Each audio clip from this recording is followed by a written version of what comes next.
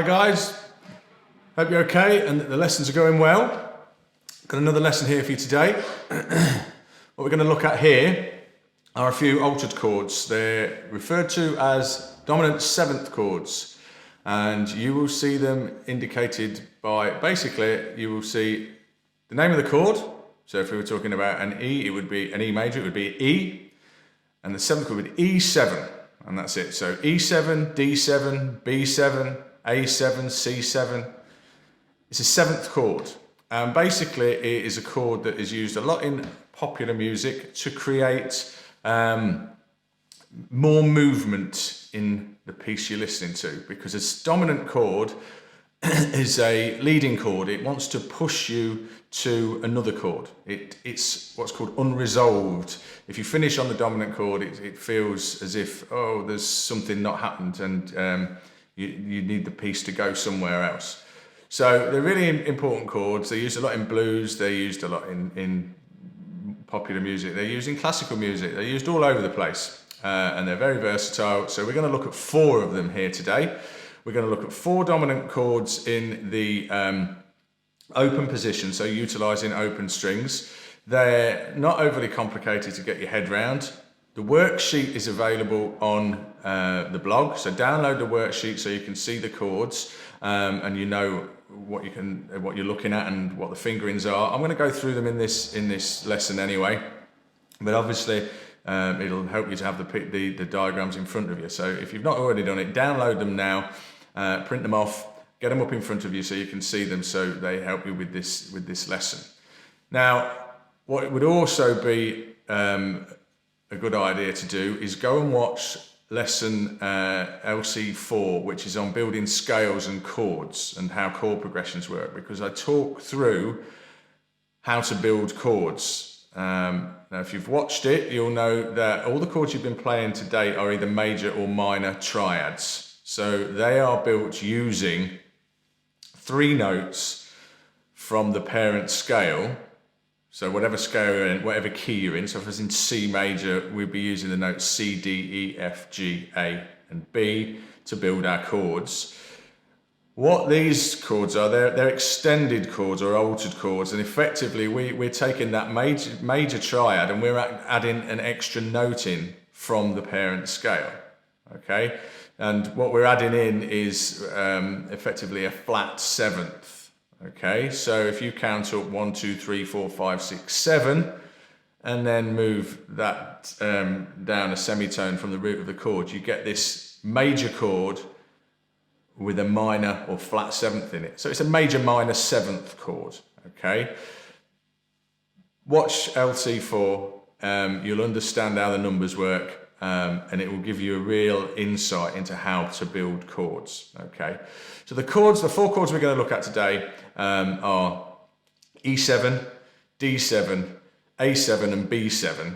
I'll show you how to build them, and then I'll show you how to use them in your playing and where you can add them into your playing and substitute them for chords that you would probably normally choose if you were building a chord progression, okay? So let's get started. We'll start with the E7 chord. Okay, I'm not going to explain all the notes that are going on in these chords. All I will do is I'll show you how to make the chords and then point out where that flat 7th is in the particular chord, okay? But it'll be obvious because you're changing a major chord, so when you change it, you'll be able to see where that flat 7th comes in, okay? So let's get started. We're going to start off, we're just going to build an E major chord, okay? Just the way you've been practicing it. We're basically going to build an E major in the open position, okay? So you know that shape, but just as a recap, first finger, first fret of the G string, second finger, second fret of the A string, third finger, second fret of the D string gives us our E major. Okay, there's your E major. Now, to make an E7, it's really, really straightforward. All I want you to do is I want you to remove the third finger from that chord and make sure that you now got the open D string ringing out. So I don't want it muted. If your second finger is muting it, fiddle with it, get it so it's not muted, because if you don't have that note in there, it sounds no different to an E major, and you want it to sound different. So here's the E major. Here's the E7. So there's a subtle difference, but that difference is enough to make that chord sound as if it wants to go somewhere else, okay? So E7, get those fingers in place.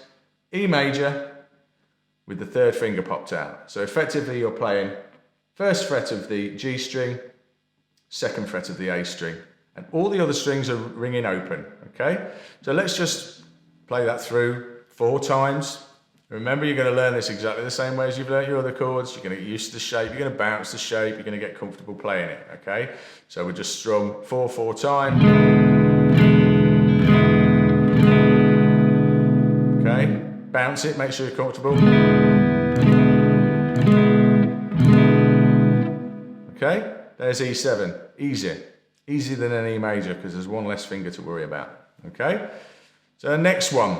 Now what you'll notice on this is that these chords, the way you build them, is all pretty similar, because the position of the octave, or the root note in these first 3 that I show you, is all in the same place. So the alteration you're making is the same in each case, okay? So let's look at an A major. Now you'll be playing this however you can. You'll either be playing with 3 fingers at the second fret of the D, G and B string, okay? Or you'll be playing it with the fingers in a little triangle shape to get them in. Or if you're like me, you'll be snagging all 3 at the same time, okay? But basically, if we look at this chord, as I say, the root note, or the second root note, the octave of this chord is basically on the second fret of the G string, G, A. There's an A. A is 8, we want a flat 7th. So just like we did with the E, what we're going to do is we're going to move that note down a whole tone. So we want the open string on the G ringing out. So effectively you're going to take the first finger and you're going to put it at the second fret of the D string, and you're going to take the second finger and you're going to put it at the second fret of the B string.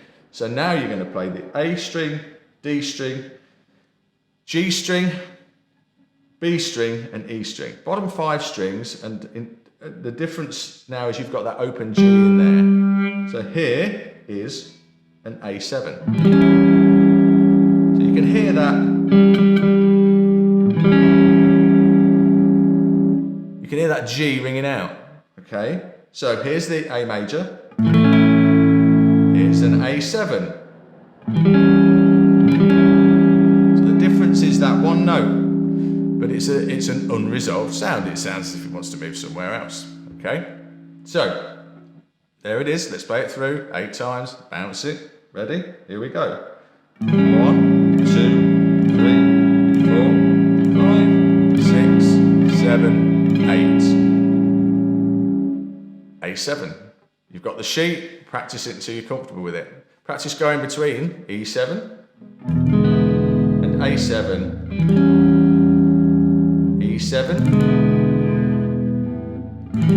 A7. Get used to moving those 2 shapes around, okay? Dead easy, straightforward. Now let's look at the D7, okay? D major, played with this little triangular shape, you know how to play that already, you've been practicing it. But let's recap. First finger, second fret of G. Second finger, second fret of E. Third finger, third fret of B. D major, okay? Now where's the D in that chord? Well, we've got the open D string, which is our root. We've got another root, okay? And that other root is on the third fret of the B string. B, C, D. That's our octave. We want a flat 7th. So we want a tone, a whole tone away from that, a whole tone lower. So we're going to take that D shape and we're going to reverse it, okay? But unfortunately, you can't reverse your hand, so it's a new fingering. So first finger, first fret of B. Second finger, second fret of G. Third finger, second fret of E. Now you see we've reversed, easy for you to say, we've reversed that little triangular shape and we've put in a flat 7th. and here is D7. You hear the dissonance in the chord? Okay, fiddle with the chord, make sure all the notes ring out. If you don't get that flat seventh in there, it won't sound like a dominant chord. So here we go, there's the D major, here's a D7. Definite difference. Okay, sounds like the beginning of Dear Prudence by the Beatles. Okay, but there we go, D major, D7. Okay, so let's just play through that.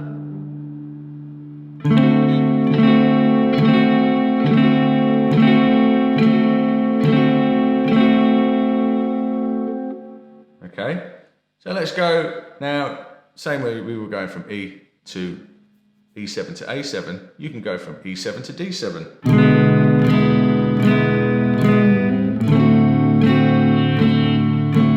E7, D7, E7, D7, E. Okay, so we finished on an E major because that's our parent scale and what we were doing there, believe it or not. Okay, so I've got three new chords, E7, A7, D7. Get your sheets, practice the chords, learn the shapes, bounce them, get used to moving between them, okay? Simple as that. B7. Now you're already playing your B major as a bar chord. Okay?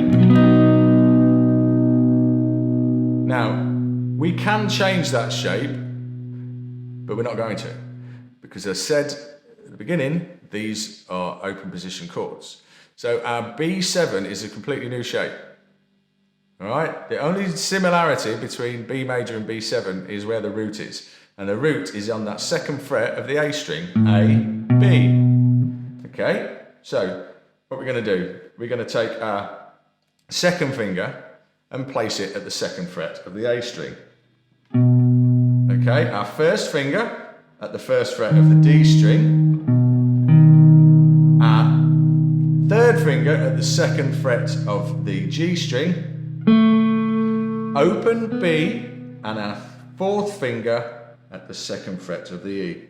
So these fingers are second finger, second fret A, first finger, first fret D, third finger, second fret G, fourth finger, second fret E, and you're going to play the open B string in here, okay, because it's a B chord, so you can use that open B, okay, and here is a B7, okay, so that is, you can hear the similarity in sound between these chords. If I play a D7, and then play a B7, okay, you can hear the similarities in the chords. It's the way the notes all ring together to give you that seventh quality. Okay, so they all sound very similar. So B7, let's play it through. Get your fingers in the right place. Okay, now then, let's just strum it 8 times. 5, 6, 7, 8. There's a B7. Now let's go from E major to B7 to E to B7 to E to B7 to E. Now, hopefully what you've seen in doing that is that even though that's quite a complicated chord shape to construct, you've got lots of fingers all at the same fret, the movement between E major and B7 isn't massive, and it's something that you will master. Just practice it, just keep going through. So there's 4 chords there, so what I want you to do is I want you to just learn the shapes, get comfortable with playing them, make sure all the notes ring out, make sure they sound like 7th chords. If you want to know what a 7th chord sounds like, come back to this video, watch it again, listen to the chords E7, A7, D7, B7. okay, you'll start to hear the quality of a seventh chord. And just practice going between all those chords, okay? So, what do we use them for? How do we use them? Well, they are used in lots of music, okay? Lots of kind of blues, rock and roll. The Beatles used them, Oasis used them. They're all over the place. They're found in classical music, as I said earlier. Now, the idea of these chords is that they give you the feeling of movement. They want to push you to another chord in your progression, okay? And you can substitute any of your major and minor chords for seventh chords, as long as you know which ones to substitute. So in the blues, there's lots of songs written where you could have a 1-4-5 chord progression. So if I was in the key of A, that would be A, D, and E. Okay, so 1-4-5 being A, D, E,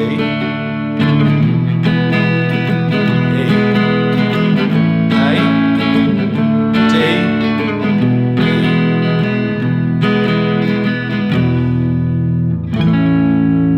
Okay. Now, some blues, some songs substitute all of those for seventh chords. Okay, so you'd end up with A7, D7, E7,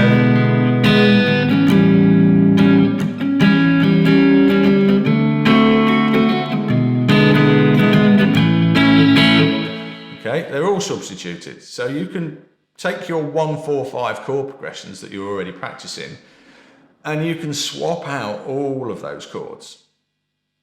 Now, other songs swap the fourth and the fifth. So you stick with a root major, one major, A major, to D7, to E7, back to A major,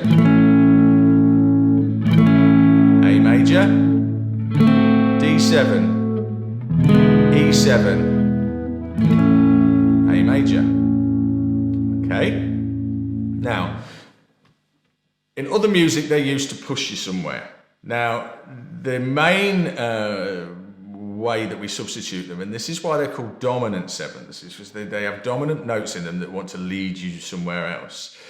If we substitute the 5 chord is the dominant chord in any chord progression. Next to the root, it's the second best chord to choose. Okay, so that is a dominant chord. That's what's called a dominant seventh. So if you think of it as dominant seventh, and the 5 being the dominant chord, that's a really common chord to swap out. And what it does, it pushes you back to the root. So if we're playing in A, as we will here, we're playing A major, D major, E major, A, E7,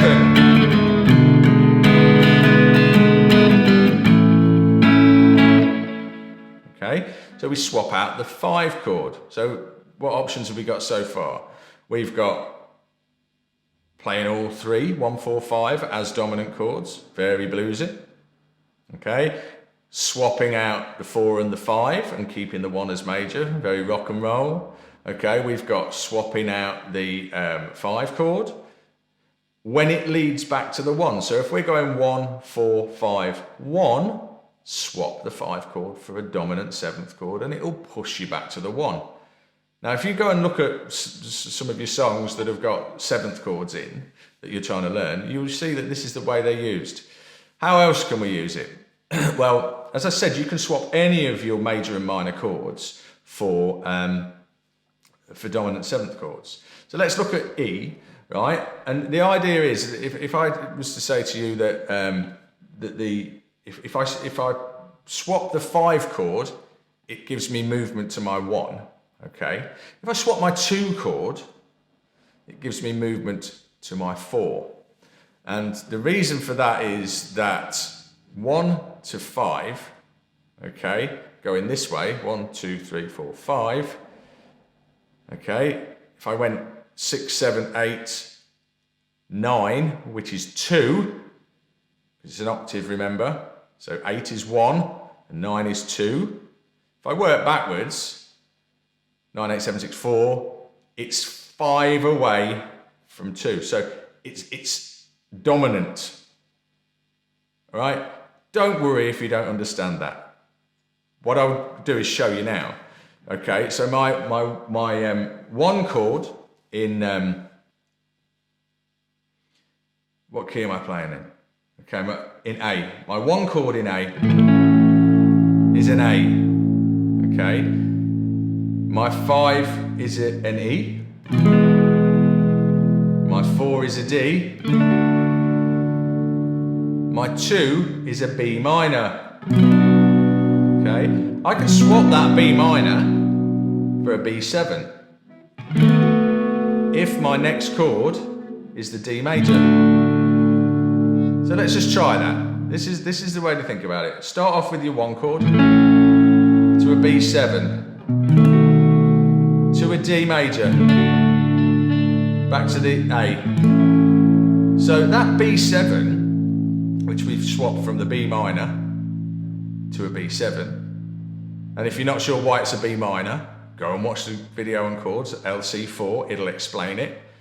But in any key, we have this code of the chords are from the root, it's a major chord followed by a minor. So 1 major, so I put my hand in front of the camera, not out of the way. 1 major, 2 minor, 3 minor, 4 major, 5 major, 6 minor, 7 diminished.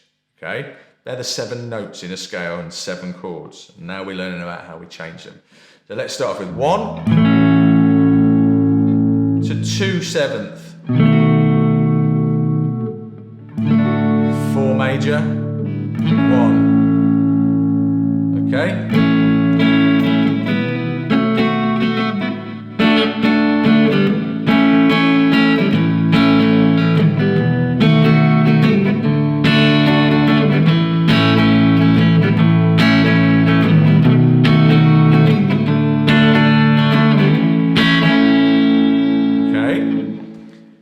Got movement in there from that 2 chord, from that B7 to the D. It just pushes, it just wants to go that way. It resolves itself. Okay, so let's extend that. Let's play 1, B7, D, A, E7. Okay.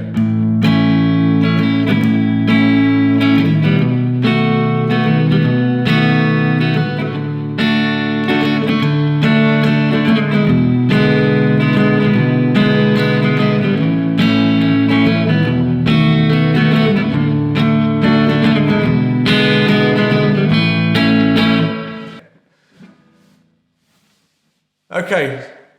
So that's the concept of your 7th chords and where they're used. It will become more apparent. If you didn't get how they're used and where to substitute them, don't worry, there'll be more lessons on that later. The key thing is that you get practicing them because you are going to come across them in the pieces that you're going to be playing.